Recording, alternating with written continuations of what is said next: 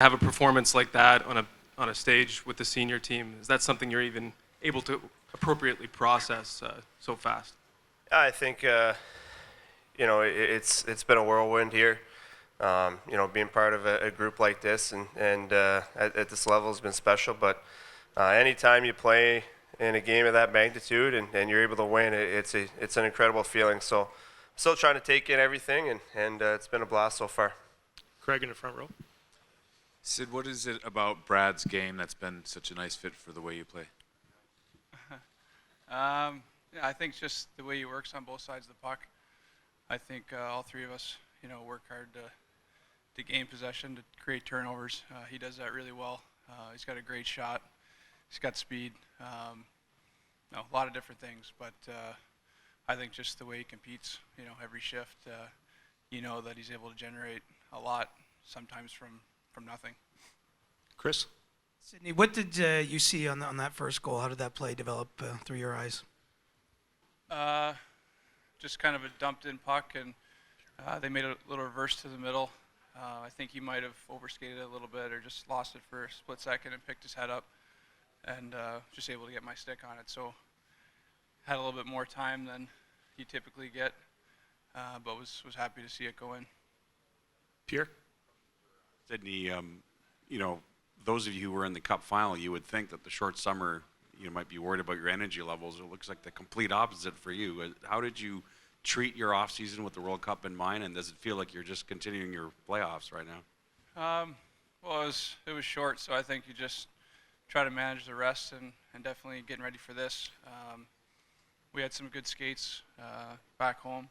Marchand was there for a lot of them too, so we were trying to get ready for this. I think definitely playing, later into the year and playing in those type of games helped to kind of transition to these type of games. One game, anything can happen. The intensity, the emotion, everything's so high. So I think that definitely helps. But it was short, but exciting knowing we were coming here. In the back, please. Yeah. Hi, Sid.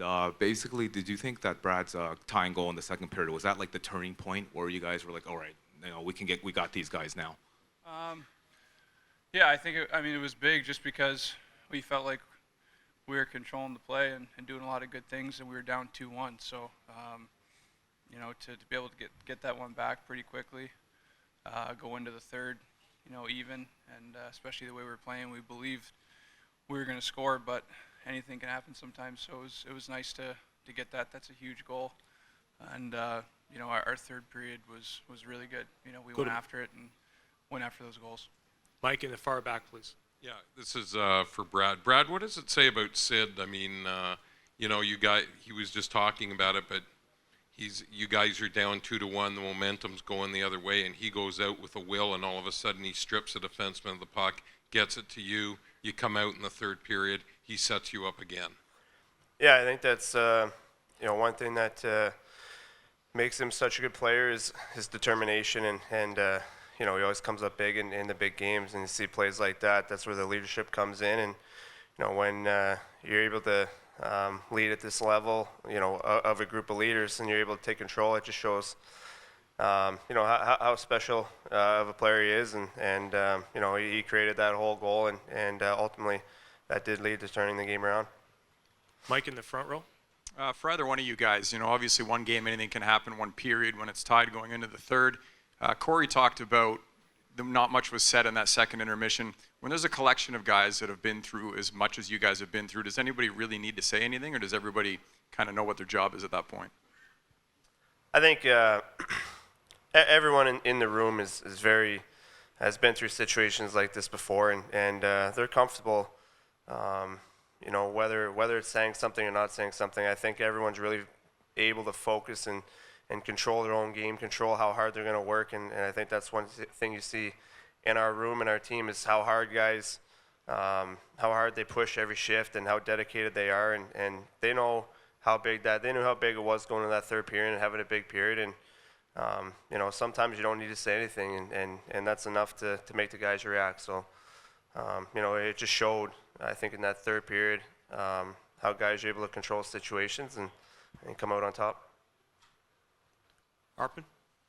Question for Brad. First of all, what was going through your head when Bob made that save on you, and were you still thinking about it when you scored? What save? Tip. Oh yeah. On the first shift there.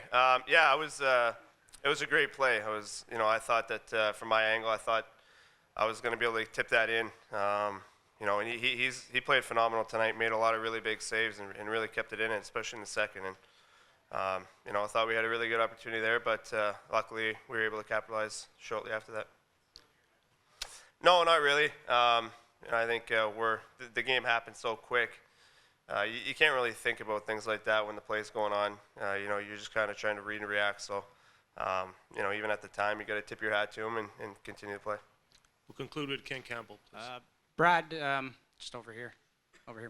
I'll acknowledge this may be a very difficult question for you to answer, but you're a year away from becoming an unrestricted free agent. Does a very tiny part of you sit there and say, maybe I should wait till next summer and see if a certain team in Pennsylvania might be interested in signing me?